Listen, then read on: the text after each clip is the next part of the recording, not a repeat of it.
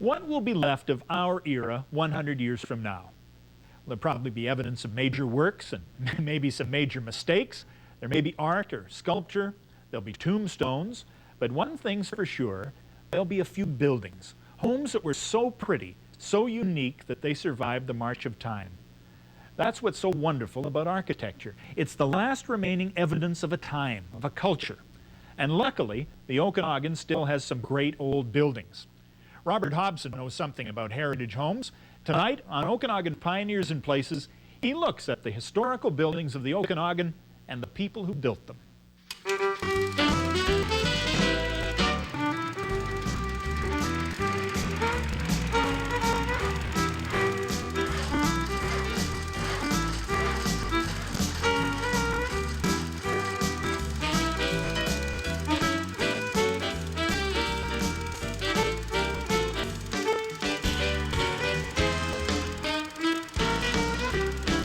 Jones prefers meeting clients face-to-face.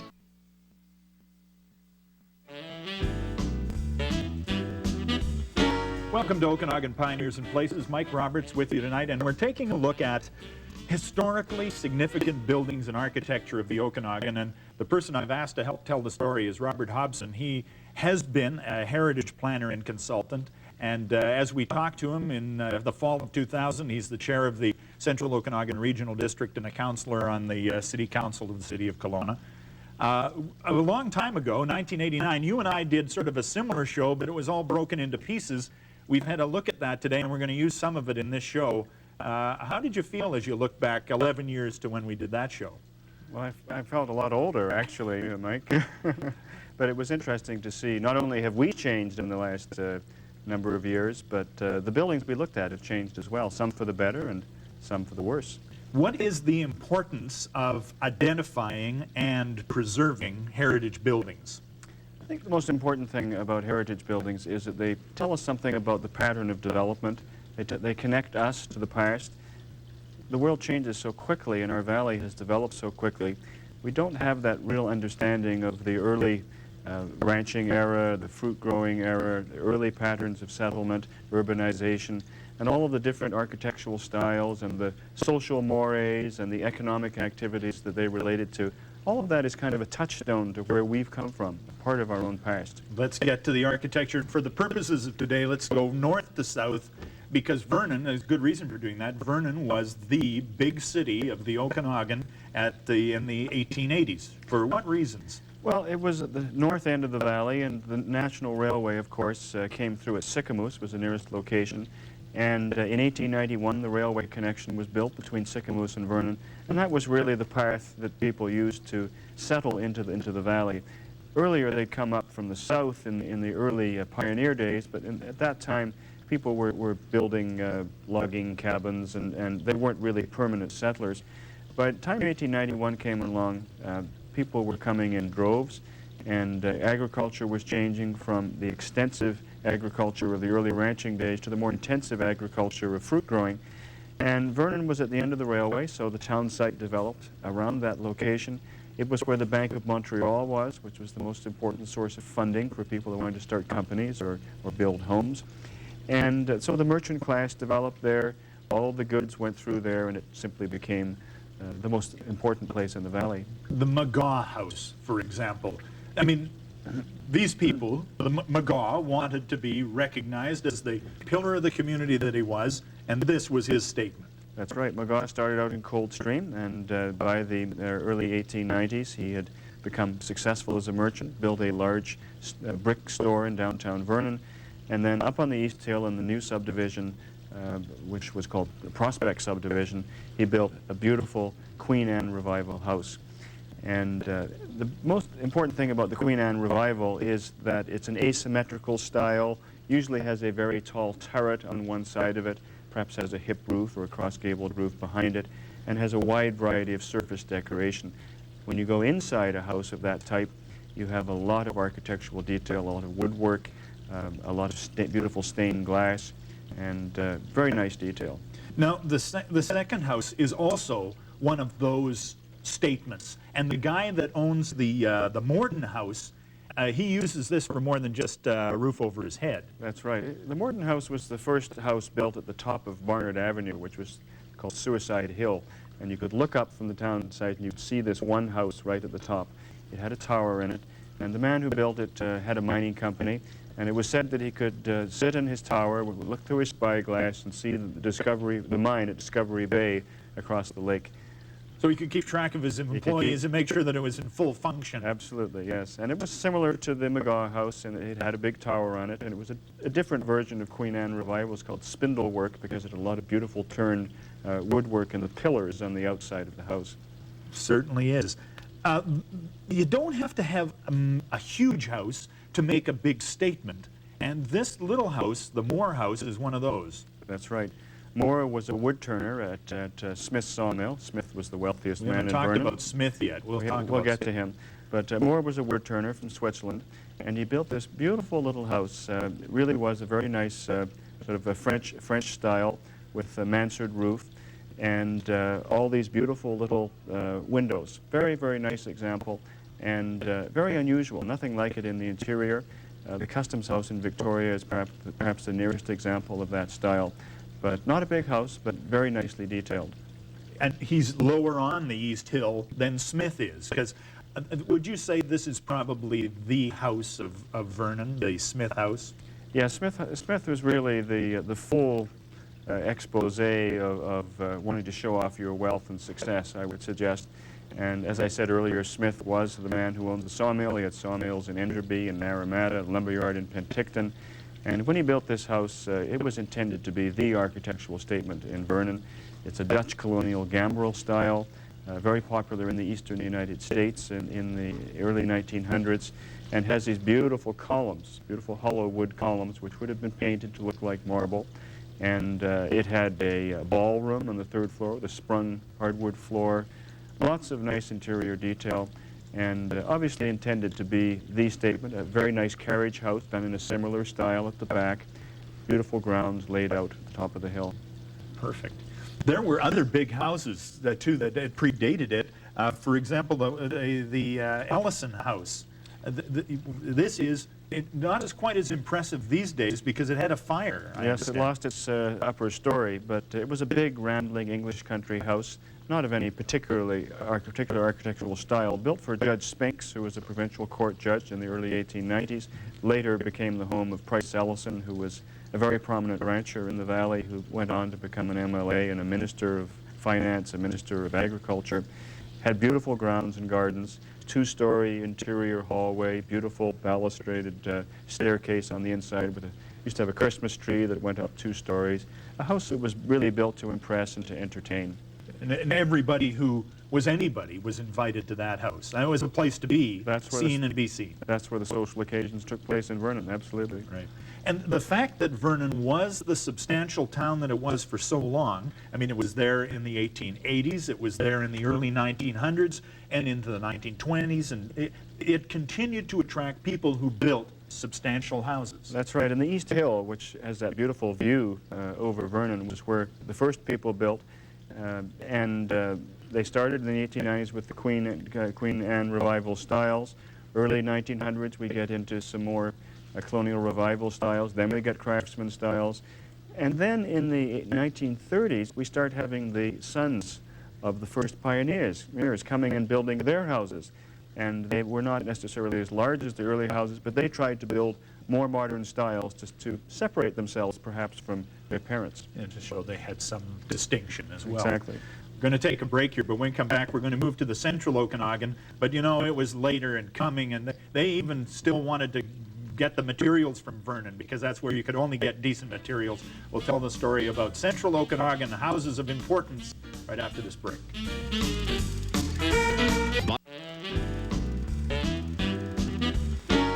Welcome back to Okanagan Pioneers and Places. Mike Roberts with Robert Hobson, and I reiterate, Robert Hobson's interest in history goes back to his writing of heritage inventories for Vernon, Kelowna, Penticton, and a number of other communities in the central Okanagan. So it's great to, that's 1983. Gosh, that's getting ancient stuff. Seems like a long time ago, doesn't it? Yeah, until you look at it again. The central Okanagan, instead of it being the edifices of, substantial lumbermen, we wanted to try and encourage people to buy land. So it was very much more agriculturally based wealth that's happening here. That's right. There was a town site in Kelowna in the early 1900s, but before that, there were ranches in the area. And about 1904, we started to see intensive agricultural development, the development of the fruit companies. The first and most significant was the Kelowna Land and Orchard Company, which did lay out the town site of Kelowna, but also owned all of South and East Kelowna. It laid out the irrigation systems, the roads, built a manager's house, which we're going to talk about, put in a model orchard. People came out from England and they would stay at the model orchard and learn how to become farmers. And if they had enough money, they could buy an orchard that was already all planted up, and the brochure assured you could just sit under the tree and the money would fall. Wonderful things, and people bought it. But it was I guess, the edifice of the Land and Orchard Company that helped sell the whole deal. If you could afford to build a lovely house like this, so could I. It was like the model home in the subdivision. You would build a substantial house, put your manager into it, and this would evoke the feeling of wealth and productivity, and would make those folks back in Scotland or Belgium or wherever it was feel that, yeah, this is a good place to put our money. This is the Carruthers house. And I guess the Carruthers Meikle is the Carruthers of the Carruthers house? That's a descendant of that name, that's right. Carruthers was the manager of the Kelowna Land and Orchard Company. He was a Scot. And one of the most important functions of the manager was actually to go back to Britain and convince people to put money into the company. So he did that a number of times. It's a very nice arts and crafts house, built in about 1904. And you can see it has nice fieldstone base to it. In the early years, it would have had a green shingle upstairs. Unfortunately, the woodpeckers tend to eat that sort of thing, so it's been stuccoed over. But very, very substantial house on an edge of the bench. The manager's houses tended to be in locations where you had a beautiful view. And from there, you could look down over the whole Kalo area, as we now call it, and see your land empire, if you like. Just in your mind's eye, from this location, the wealth is going to start rolling in. And you have a nice view of the lake. Sometimes the architecture isn't particularly, I don't know, even graceful or lovely. The Belgo house, for example, is a sturdy, square structure. Yes, it's a more basic house, if you like. It's kind of a colonial style. It had Tudor detailing in the upstairs in the early years, but the important thing about that house really is the location next to Belgo Pond, which was created from the tailwater of the irrigation company, and the grounds and the trees around it give this nice solid feeling of a country estate. There were some ostentatious houses, and it was is it the Whalen house? He was a rancher? Whalen was a very prominent rancher, had the Cloverdale Ranch, owned much of what is now Ellison, a very fruitful agricultural area in the 1880s and 1890s. Is that a pun, or was it fruit, or was it ranching? It was ranching. Ranching, I got you. I don't know what the appropriate pun is for ranching being fruitful, I'm sorry. I'm sorry. And he built, he was the guy who said, nothing if not from Vernon, okay? That's right. He bought the materials down from Vernon in 1896. And it's a late example of a Queen Anne revival style, a little different from the ones we saw in Vernon, but you can see on it has same sort of asymmetrical detail, has a tower on it, has a lot of variety in its surface features. You can see fish scale shingles and little things that stick out here and there to provide a lot of variety. It was located on the east side of what is now overlooking the airport, on what's now Rittick Road, and had a beautiful view over all of the holdings of the company. Late in the 1800s, Lord and Lady Aberdeen again focus on this area, and it really drives the economy of the area. And Gooshigan was there. Well, it actually wasn't theirs, but it was Coots Marshbank's house. That's right. Coots Marshbanks was the Aberdeen son-in-law, and it's an interesting story. He had gone out to the Midwestern states to be a rancher and was kind of a hellraiser. And the Aberdeens, who were very prominent people in Britain, were rather concerned about this, so they decided to buy him a ranch in Western Canada.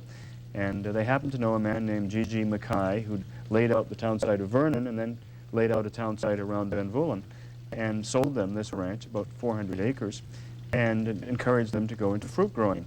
And Lady Aberdeen was very interested in booming an area, creating some kind of employment for the people of an area, and she felt that when she came across Canada by train, she saw some fruit trees, and she thought the Okanagan would be a perfect place.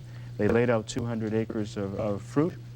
The trees all died because it wasn't the best place to grow apples, unfortunately, in Benvoulin. It was only later that they found that pears were the best thing to grow there. But they did start intensive economic fruit farming and encourage people to do this kind of thing. The house is interesting because it's what's known as a colonial bungalow style, a low style with verandas that you would have found in many parts of the empire, and certainly you would have found it in India and in Australia, based actually on an Indian style, an indigenous Indian style, but modified by the Europeans. Was never intended for winter occupation. It was just sort of a summer place. And quite a lot of money went into it, as went into everything at Goosegan. Unfortunately, the Aberdeens were seen as a soft touch by a lot of people in the Okanagan, and their money disappeared quite quickly. After they bought Goosegan, of course, they bought the Coldstream Ranch and put a lot of money into there. They were more successful in fruit farming up there, but in the end, they didn't make a lot of money. Yeah. It's interesting to look at the video that we shot in 1989 because that was the year that Goosegan was identified as a heritage site. We decided that we were going to save it. We've got in the city of Kelowna and regions, and it didn't have any of the beautiful flower gardens that it has today. So it's great to look back just that few number of years. It's a restoration project, and Gordon Hartley and I were the architect and planner who laid out that site for the Heritage Society, and really encouraged by people like the late Dr. Walter Anderson to preserve that site. It was a 2-acre park, but at the time the verandas had been removed in the 50s, the house had been stuccoed, and we used original photographs, very good photographs from 1891, to reproduce the verandas and all of the architectural detail around the sides of the house, and take off the stucco, of course. It has the original drop siding. We raised the interior ceiling back to the original height, and now it's a very successful restaurant, and beautiful gardens have been replanted. What a great idea it was. It was a great idea. I can't claim credit for it, but I did have a small part in making it happen. Excellent.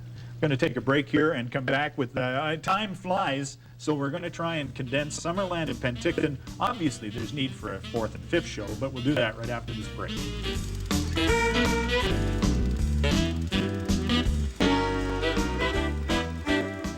Welcome back to Okanagan Pioneers and Places. Mike Roberts talking with Robert Hobson about great houses of the Okanagan, and we do need to probably do 7 or 8 more to accomplish everybody's wishes for great houses. But in the South Okanagan, really some neat structures that combine classical in a wild land with Grecian. Balcomo Lodge, I'm thinking about in Summerland.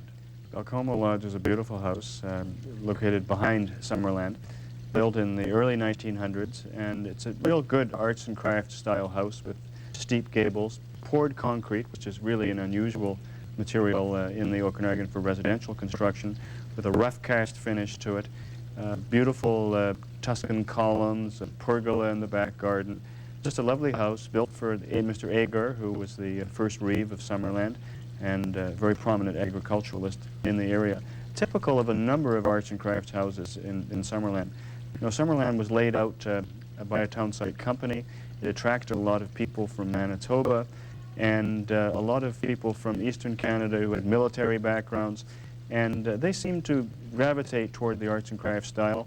Many of these houses have beautiful wood interiors, lots of ingle nooks and other kinds of details. Those are little places, little separate, cozy spots. A little set-back place with a fireplace, sort of like a medieval feature, trying to look medieval, but a lot of really good craftsmanship, a lot of brass fittings and drop-forged handles, and a lot of really good craftsmanship in Summerland.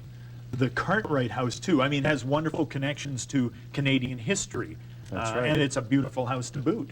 It is. Now, the Cartwright House is in the American craftsman style, which is a lower style, closer to the ground, intended to be connected to the earth. Again, using natural materials, in this case, as in many houses in Summerland, made of boulders, local rock, with pillars coming up, and a setting with eastern maples, because the Cartwright family came from Ontario, and Colonel Cartwright had founded the Canadian School of Musketry, and he'd been involved in the Northwest Rebellion and the Boer War, so he was a military type, and this house was located on a beautiful edge of the bank, beautiful view, stone walls rising up to it, and just a lovely setting. Moving into Penticton, the Latimer House, Dr. John Gibson lived there for many years, but Latimer was a pivotal person for the whole of the development of the interior. That's right. Latimer was an engineer and worked in laying out the irrigation systems, helped lay out the town site of Penticton, helped develop the South Okanagan irrigation system, and very prominent chap, involved in many things in Penticton. And his house on Eckert Avenue is a very prominent location even today. It's a colonial revival style, rather similar to the Smith House in Vernon, but without the big pillars in front of it. Smaller scale. But the same kind of gambrel roof to it, and a lot of classical detail on the front, and some very nice features inside. And different than anything else, too, was the house that was occupied by Joe Harris, a longtime curator, and I think his wife's living in it to this day. It was a completely unusual and unique house. Quite unique. It's a modern style of house. These volumes, square volumes of rooms with a smooth finish, very little architectural detail on the outside, but inside, very interesting, has an elevator in it, and probably the earliest example of that style in the interior, certainly. It is a love story attached to it. That's right. It was designed by a man for a woman he was going to marry, and she was going to pay for it, and he built the house, and she died, and lo and behold, he didn't get the money, and he had to sell the house. And fortunately, it's had very few owners, so it remains very similar, same lands and everything. Virtually unchanged. And one other thing we got to cram in, out in Naramata is a hotel. That's right. The Naramata Hotel was designed for Mr. Robinson by a New York architect. Robinson developed Peachland and Summerland. Naramata was going to be the place where jaded urban executives in the early 1900s would go to have a health resort. And it was built in the Spanish colonial style and colonial revival style, meant to evoke the sunny feelings of Victoria.